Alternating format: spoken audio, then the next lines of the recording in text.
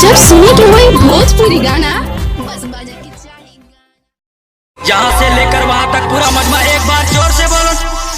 या हुसैन या अली, या हुसैन या अली, या हुसैन या अली, या हुसैन या अली, या हुसैन या अली, या हुसैन या अली।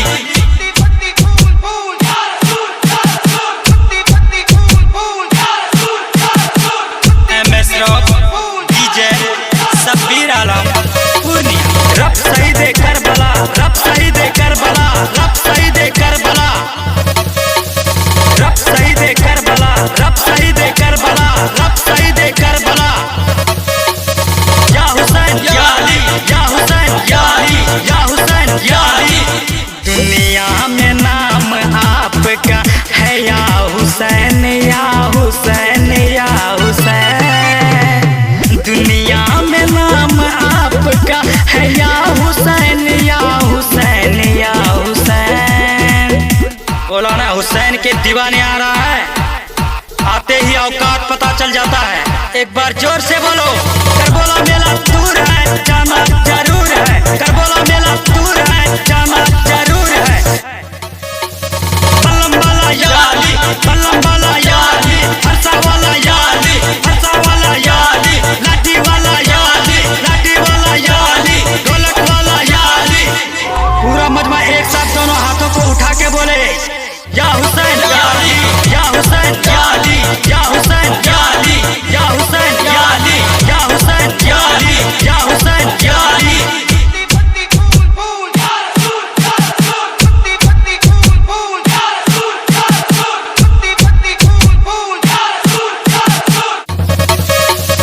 रब सही दे करबला, रब सही दे करबला, रब सही दे करबला, रब सही दे करबला, रब सही दे करबला, रब सही दे करबला।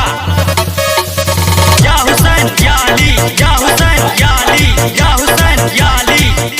जिंदा है आपका महफिल भी या हुसैन, या हुसैन, या हुसैन, या हुसैन। बोला ना हुसैन के दीवाने आ रहा है, हाथों में लाठी नहीं तलवार होना चाहिए।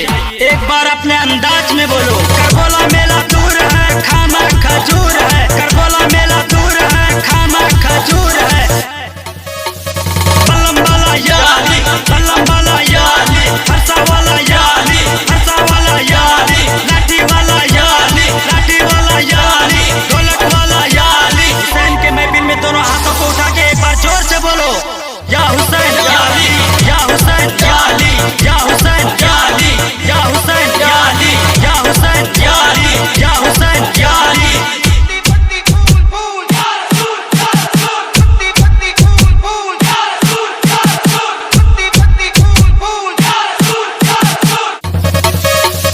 रब सही दे करबला, रब सही दे करबला, रब सही दे करबला, रब सही दे करबला, रब सही दे करबला, रब सही दे करबला।